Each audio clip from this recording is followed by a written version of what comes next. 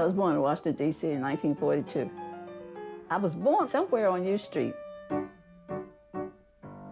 It was so much to remember from that time. You just felt euphoria when you was on U Street. There was the Booker T Theater, the Republic Theater, and the Lincoln Theater. And then there was the Howard Theater. And then there was Ben's Chili Bowl. We would go there when I was dating. Bohemian Caverns. I remember my mother saying that she and my daddy went and they saw Pearl Bailey and Duke Ellington. It was so much fun. Oh, gosh, there was so many places that was on U Street.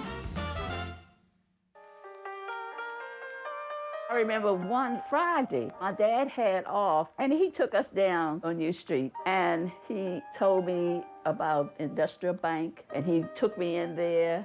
He told me that this was the place where I should put my money in, and he said, this is black owned. That day, we went past Lee's, and Mr. Lee, he was standing on the outside, and my dad stopped and talked to him for a few minutes. And Miss Lee, I saw her, and she was just so gracious. And at that time, we went inside Lee's, and I just stood there.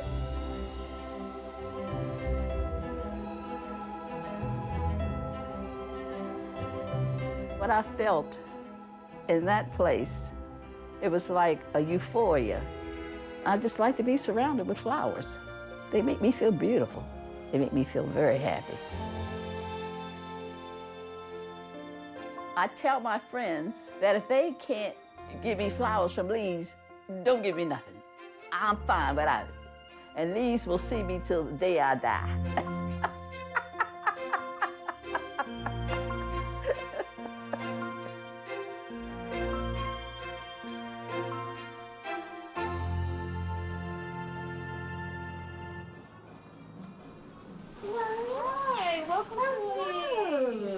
What brings you in today?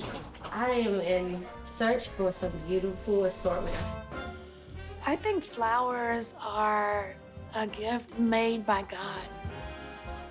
Flowers are important to people because it brings them joy. The colors and the smell. For that moment, they just really warm your soul.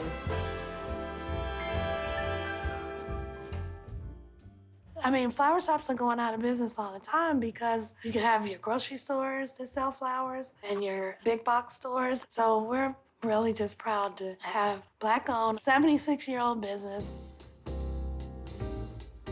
I was 12 when I started working here, and I started working in the card shop every summer, and I was making $20 a week.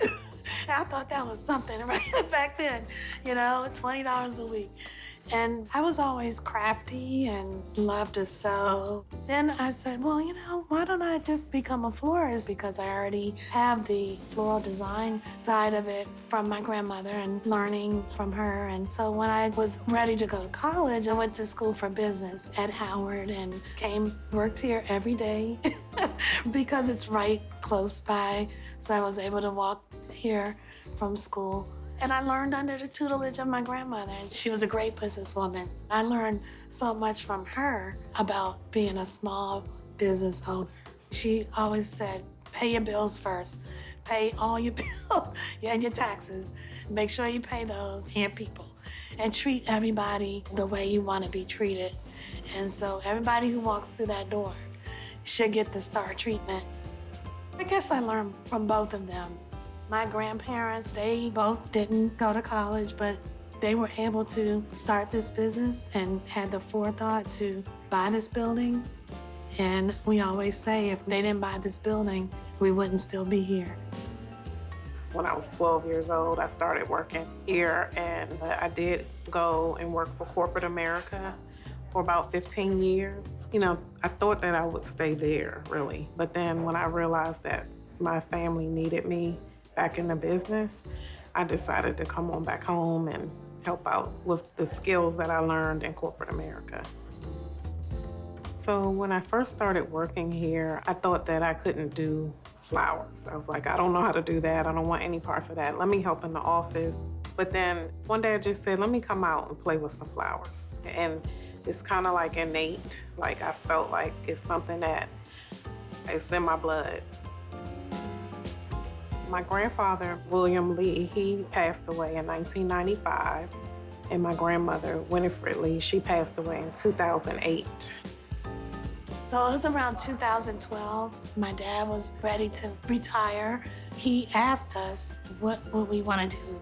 Do we want to sell the building, cash out, because it's his building, or do we want to keep the business going? And Christy and I said, we want to keep the business going. We want to keep the legacy going. I love working with my sister. We are like yin and yang. We bounce off of each other. Stacy and I are very different, but we recognize each other's differences and we just work through it. You hear about so many businesses that fail because the family splits up. That's one thing about my dad. He's like a good mediator for us and keeps us together. Oh, I learned all kinds of lessons from my parents. Stick-to-itiveness, putting your best foot forward at all times, getting the job done, no matter what it takes. When I think back on those days, we were so happy up here. You know, this is a family. This whole area, the U Street, 14th Street, 7th Street, was like a community. Even though the city was segregated at that time, you know what I mean? You couldn't go downtown, sit and go to a movie. If you went to a store like Garfinkel's or Heck Company, you could buy stuff, but you couldn't try it on if you're black, right? And so we had our own community up here, like 300 minority-owned businesses. And so it didn't matter that downtown was segregated, you know what I mean, or that we weren't appreciated, because we appreciated each other. I remember black colleges, they would have big football games called like the National Classic, the Capital Classic. The football stadium used to be right there where Howard University Hospital is now. That was called Griffith Stadium. We would have parades up and down U Street. And they would have these cars decorated with flowers, and they would have a queen in the court, you know. And so all of them would have big bouquets of chrysanthemums and whatnot. So my parents would stay up all night pulling that stuff together so that it would be ready for the parade the next day.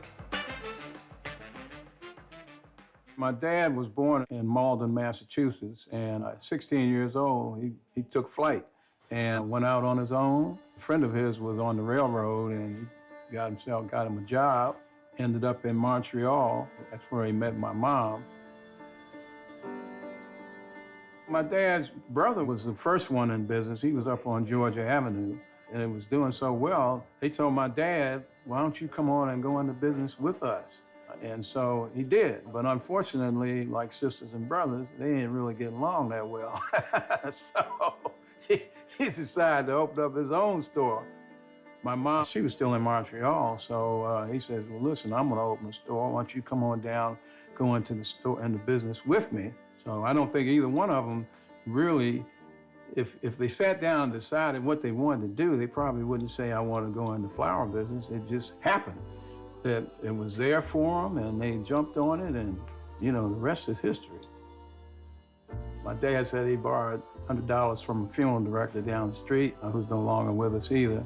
And then Industrial Bank has always been right here. They developed a relationship. You know, they could go to the bank for loans.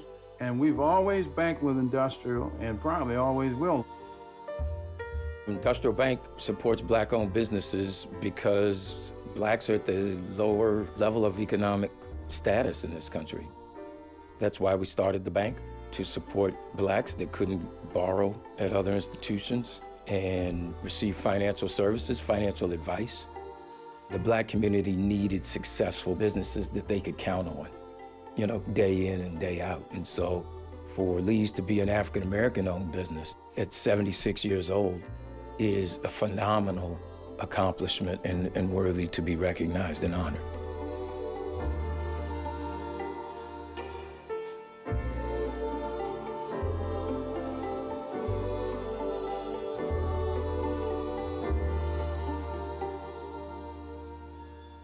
My mom and dad were in an organization called Teleflora, which was a national organization of all these floras.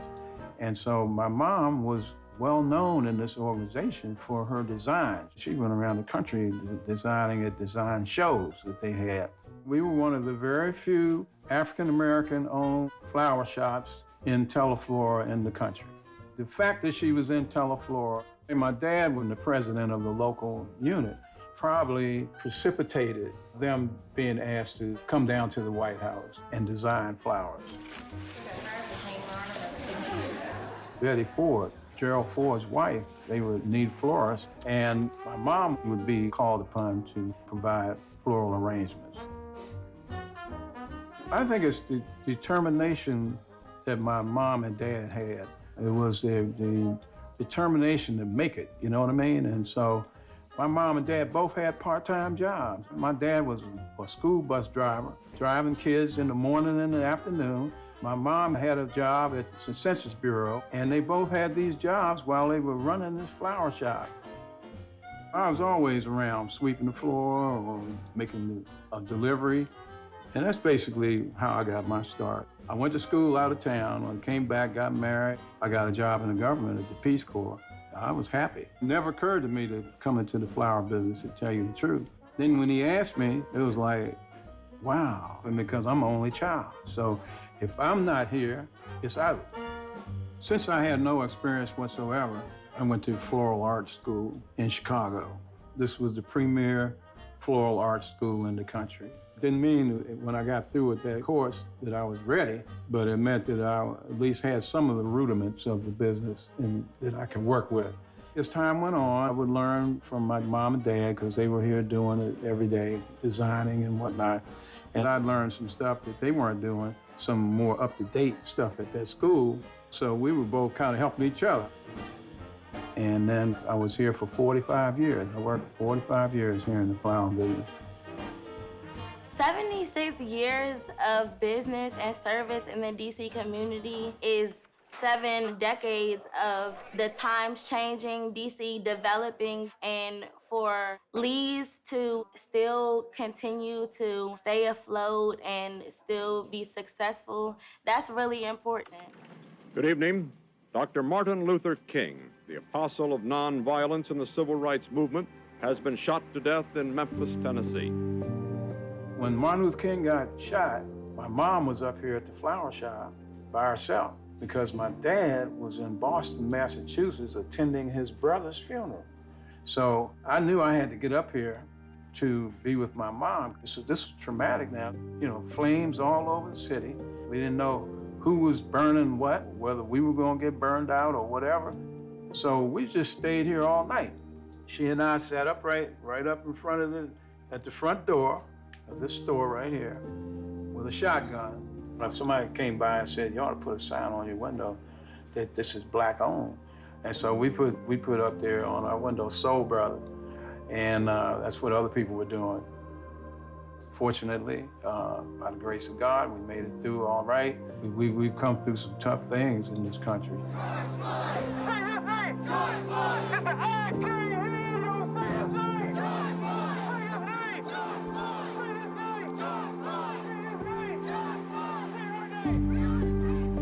It was very ironic that history repeated itself when George Floyd got killed. There were a lot of businesses that were boarding up in the community, and we were like, are we gonna board up? Are we not?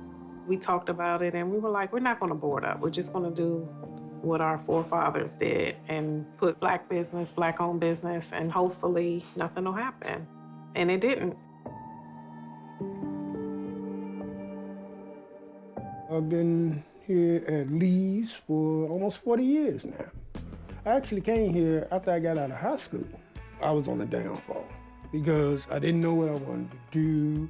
I was just trying to find me a job, you know, to get out the street. And I met Mr. William P. Lee. And when I came down, you know, I was rough around the edges. And he looked at me and he said, what's wrong with you? And his favorite word was young sucker. I said, well, I was interested in a job. He said, do you have a tie? I said, I think I have a tie. His wife, Miss Winifred Lee, she is a stylist. I mean, Miss Lee, when she got dressed, you knew Miss Lee got dressed. She said, you go out here, you buy you 2 ties 3 shirts and 3 pair of pants. So I went out and did that. Every day I came in here, I had a tie, a shirt, and slacks on. And Mr. Lee, he liked that so much in me that he said, you don't have to go through the 90-day trial. I'm gonna hire you. And as time went on, we just developed such a gracious friendship. Mr. Lee was always like, you are a part of this family. I said, I'm a part of your family? I said, my last name Brown. He said, your middle name Leon, ain't it? I said, yes. He said, well, take the on off and you got the Lee. I said, oh, okay, James Lee on Brown, you know? And it's not too many people in this world who's gonna take somebody from nothing and help them build something. I always cared about the community, and I've always been a doer, and not just a naysayer or somebody to sit back and let things happen. I always wanted to be, in the mix. And I felt like that was our responsibility as a business in the community to be a part of the community and to help affect the situation around us. And my daughters are the same way. As long as the door's open and we can walk through and do what we can to help out, we're gonna be right there. I think he's the mayor of U Street, my grandfather. He does so much. It doesn't matter how old he is, he's always doing something, whether it's on a board or helping somebody with this or donating here. Like, he's very much a part of this city. He's paved the way to our family's success, continued it from my great-grandparents. Just about everybody in our family has worked through the flower shop, and it's sort of like a training ground for them, and then they go off and soar at whatever career path that they choose. My niece Joy, Christy's daughter, has her own business. My brother worked here. Now he has a successful business in Las Vegas. And so we try to teach them young to have that entrepreneurial spirit. My mother and father, they were always forward-looking, and they were always ready to grow and to be better. I think the reason why we last is the quality product that we offer. Just like when you're cooking, you put love into it, you can tell, oh my goodness, this person made this with love and it tastes better. So the flowers, when you're into it and you feel good about it, you're gonna put more into it and put love into it, and it makes it look better. The shop has gotten lots of awards. The DC Chamber of Commerce gave me the Small Business Person of the Year award. And then my dad had won that award 20 years before. So that was awesome to be like the second generation of persons to get that. We've also won Best of DC 10 years in a row. 76 years in business is just the epitome of success in my mind. And the fact that we're still going and things are still getting better and better, it's amazing. I'm thankful. My daughters, like I say, for keeping it going because they're strong, It takes grit and hard work and a lot of prayer. Okay. I thank my city because I love DC. I tell everybody that, hey, DC has been good to me. I couldn't be happier. I'm excited to come to work every day. I love working with our great staff. Some people have been here 40, 20 years. Some people have been here a month. And with all the challenges, we make it happen every day. Well, my hope is that our children will continue the legacy, and I hope to still be around to see that, the 100-year celebration of Lee's Flowers. I always wanted to be a part of the business. I decided I wanted to take it further because I felt like flowers were my passion. So I just see only up from here with my family's business.